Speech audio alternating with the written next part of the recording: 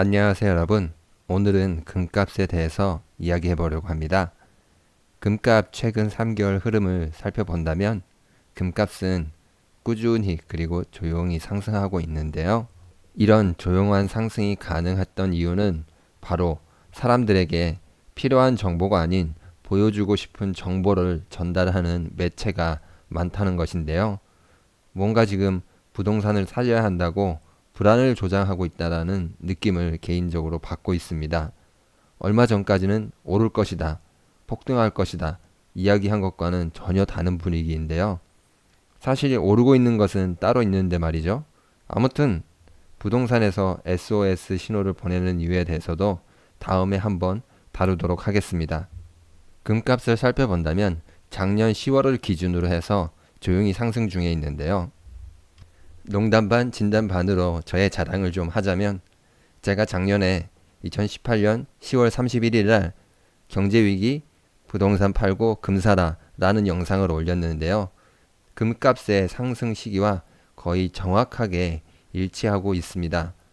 당시 사실 금이 상승할 것을 어느 정도 예측했지만 정확한 타이밍까지는 맞추기 어려울 듯 해서 영상 내용과 제목을 살짝 둘러가기 식으로 올렸던 기억이 나는데요. 한 가지 더 특이한 점을 살펴본다면 2018년 8월에 금값이 터닝 포인트였다면 서울 부동산 가격 역시 2018년 8월이 터닝 포인트였다는 것을 알 수 있는데요. 이 그래프는 아파트 실거래가에서 서울 아파트 매매 가격의 흐름을 나타낸 차트입니다. 평형별로 나와 있지 않지만 전체적으로 보는 것이라서 코스피처럼 시장의 분위기를 얼추 볼 수 있는 자료입니다. 아무튼 차트를 보시면은 약속이라도 한 듯이 2018년 8월에 둘이서 서로 동시에 방향을 바꿔서 움직이기 시작했는데요. 사실 저도 방향은 예측은 했지만 이렇게 거의 동시에 8월에 약속이라도 한 듯이 이렇게까지 정확하게 서로 반대로 움직일 줄은 이 부분은 저도 조금 놀랐는데요. 아마도 이때부터 무언가 자본의 큰 흐름의 방향이 변한 듯 싶은데요. 아무튼 오늘은 금값의 큰 흐름을 살펴보도록 하겠습니다. 크게 금값을 예측할 수 있는 지표들을 살펴볼 텐데요. 달러와 물가 상승을 알 수 있는 원자재 이 부분을 살펴보도록 하겠습니다. 금값이 언제부터 어느 정도 상승할지 한번 요거 부분도 살펴보도록 하겠습니다. 미국의 달러와 금값을 비교해 보는 것이 굉장히 정확한데요. 연한 주홍색의 그래프가 달러 인덱스라는 지표입니다. 달러와 다른 통화들을 비교해서 종합한 지표인데요. 그냥 편하게 달러의 가치를 나타내는 지표라고 생각하시면 됩니다. 그리고 연한 파란색, 연한 하늘색이죠. 이 그래프는 금을 나타내는 그래프입니다. 전체적으로 본다면은 감이 잘 안 와서 기간별로 나누어서 살펴보도록 하겠습니다. 첫 번째 구간인 빨간색으로 제가 두 줄을 그어놨죠. 1984년부터 1987년 구간 보이시나요? 연한 주홍색 달러 인덱스가 하락을 하자 금값이 소폭 상승하기 시작합니다. 약 거의 2배는 아니더라도 1.5배 가까이 상승을 했습니다. 그 뒤로 둘이서 서로 평행을 달리는 기간이 조금 이어졌는데요. 그리고 나서 1995년 제가 표시해 두었죠. 그리고 2001년 이 구간이 보이시나요? 이번에는 반대로 달러의 가치가 상승을 하자 연한 주홍색인 그래프가 상승을 하자 반대로 이 연한 하늘색의 그래프 금값이 하락했습니다. 다음 구간은 2002년부터 2011년 구간인데요. 이 구간은 달러의 가치가 하락을 하고 금값의 가치가 상승이라기보다는 폭등을 하게 되는데요. 서로 반대 방향으로 움직이는 것에 더해 미국의 금융위기 여파로 인해서 금값이 더욱 가파르게 상승한 것인데요. 달러를 만들어내는 나라인 미국이 위험하니까 금의 가치가 더욱더 올라간 것입니다. 참고로 유럽의 위기가 오면 금값보다는 달러의 가치가 상승할 수 있는데요. 이유는 유로보다는 달러가 안전하기 때문에 달러를 선택할 수도 있습니다. 하지만 달러보다 안전한 것은 유로라는 공식은 성립되지 않기 때문에 달러가 불안해지자 금값이 폭등하게 된 것입니다. 앞으로도 미국의 금융위기 뒤에 가서 조금 얘기하겠지만 미국의 어떤 재정위기가 닥쳐온다면은 금값은 이와 비슷하게 움직일 수도 있습니다. 마지막 구간인 2011년부터 2016년 구간이 보이시나요? 달러의 가치가 조금씩 상승을 합니다. 엄청난 상승은 아닌데 그래도 조금씩 상승을 했는데요. 이때는 미국의 경제 위기도 이제 지나가고 달러의 공급을 늘리는 양적 완화라든지 이제 금리 인상이 시작하자 이런 영향으로 달러의 가치가 조금씩 오른 것입니다. 반대로 금값의 가치는 가파르게 하락을 했죠. 앞서 경제 위기 때문에 올라간 것을 아마 반납한 것으로 보입니다. 우리가 여기서 알 수 있는 것은 금값과 달러의 가치는 서로 반대로 간다는 것입니다. 그리고 금값의 흐름을 알고 싶으면 장기적인 달러의 흐름을 예측하면 된다는 것인데요.